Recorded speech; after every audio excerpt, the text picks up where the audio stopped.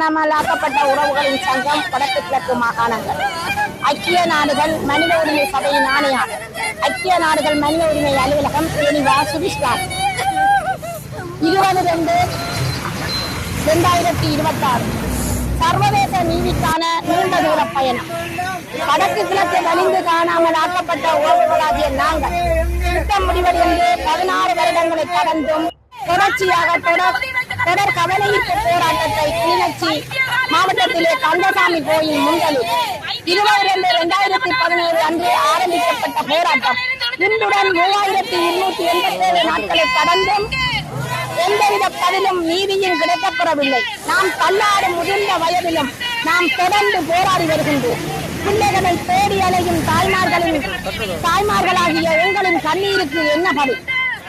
மீண்டும் சர்வதேச நாடுகளுக்கு நாம் வலியுறுத்துவது யுத்தத்திற்கு முன்பும் பின்பும் எமது தமிழ் இனத்துக்கு நடைபெற்ற இன ஒடுக்குமுறையில் மிக உச்சபட்சமாக 2009ஆம் ஆண்டு நடைபெற்ற இறுதி யுத்தத்தின் போது முள்ளிவாய்க்காலில் நிகழ்ந்த இன அழிப்பு இதுவரை நீதி கிடைக்கவில்லை.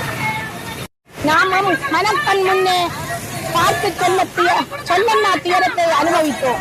அது மட்டுமன்றி இன்றும் இன ஒடுக்குமுறைக்கு நீதி கிடைக்கவில்லை.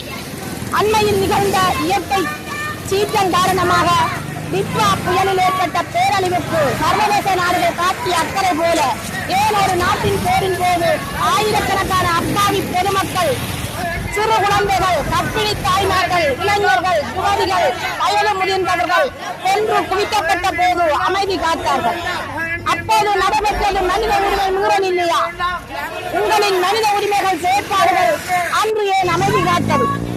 யுத்தம் முடிவுக்கு வந்த பின்பு சரணடைந்தவர்கள் பல்லாயிரக்கணக்கான சிறு குழந்தைகளுடன் குடும்பமாகவும் ராணுவத்தின் கையில் ஒப்படைக்கப்பட்டார்கள். பல ஆயிரக்கணக்கானோர் வடக்கு கிழக்கு ராணுவ கட்டுப்பாட்டு பகுதியில் வைத்து கடத்தி செல்லப்பட்டார்கள்.